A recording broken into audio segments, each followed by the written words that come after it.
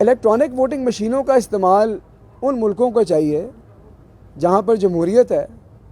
جہاں پر الیکشن ہوتے ہیں۔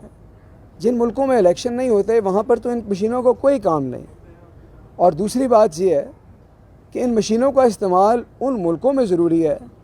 جہاں پر آبادی بہت زیادہ ہے، جہاں پر اسکیل بہت بڑا ہے۔ اگر ایک چھوٹا سا ملک ہے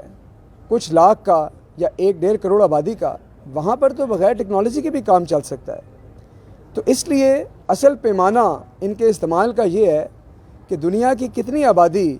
ایسے ملکوں میں رہتی ہے جو الیکٹرانک ووٹنگ مشینوں کا استعمال کر رہے ہیں۔ ڈیموکریسی انڈیکس اگر آپ کی کبھی اس پہ نظر گئی ہو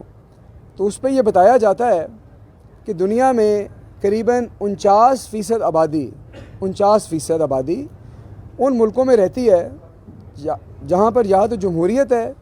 یہاں انہوں نے ایک اصطلاح یوز کی ہے فلاٹ ڈیموکریسی، یعنی جمہوریت کی کوئی قسم وہاں پر ہے۔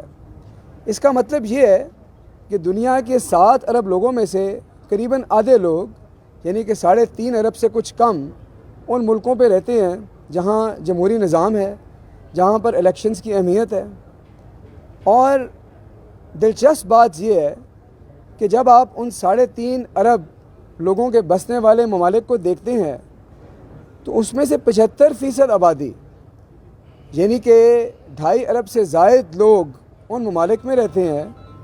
جہاں پر یا تو الیکٹرانک ووٹنگ مشینوں کا استعمال پورے ملک میں ہو رہا ہے یا ملک کے ان حصوں میں ہو رہا ہے جہاں اس کی ضرورت ہے، یا اس کے پائلٹ وہ لوگ کر رہے ہیں تاکہ اس کو بڑھایا جا سکے۔ اور ہم دنیا میں کسی 1 یا 2 ملکوں کی مثال لے کے جنہوں نے کسی اور وجہ سے اس کا استعمال ترک کر دیا،